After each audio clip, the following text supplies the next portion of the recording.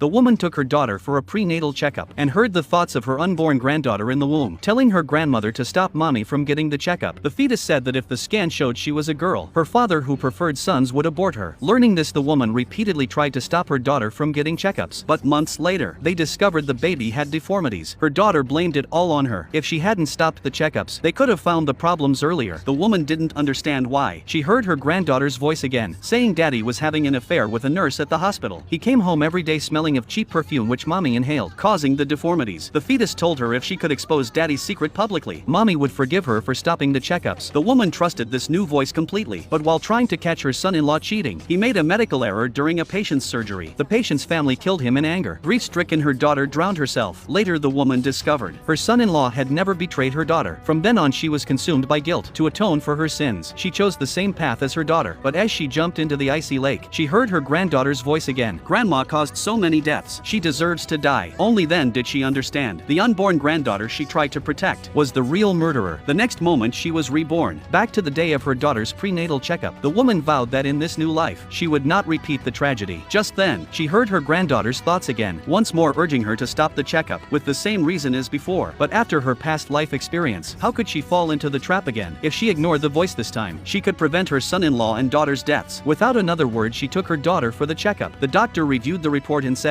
the baby likely had deformities. Hearing this, the woman immediately scheduled an abortion, but her daughter refused. The doctor said they caught it early. Medication might still help. Then the fetus spoke again, saying if mommy took this medicine, she could become normal. The woman suspected the medicine was the problem. Once home, she replaced all the pills with vitamins. She made nutritious meals for her daughter every day. Hearing the fetus say not to eat certain foods, the woman knew she had to do the opposite. Only then could her daughter have a healthy baby. Soon her son-in-law told them the baby's condition was actually improving. If this continued until birth, it would be a healthy child. Hearing this, the woman and her daughter were overjoyed. But during their next checkup, the doctor asked why they hadn't taken the medicine properly. The report showed the fetus worsening beyond any medical intervention. Her daughter stared at the report in disbelief. Her son-in-law told the doctor they took the medicine regularly. How could this happen? The doctor asked to see the medicine. The woman knew she was in trouble. She couldn't explain about the voice. No one would believe her. Suddenly, her daughter grabbed her purse and handed the bottle to the doctor. The doctor said this wasn't the prescribed medicine. Her son-in-law demanded an explanation. She had been in charge of the medication. Why was it just vitamins? Her daughter couldn't understand why her mother did this. The woman kept apologizing, saying it was all for their sake, but her daughter cried that she had ruined the baby. Then the fetus spoke again. If daddy hadn't cheated and made mommy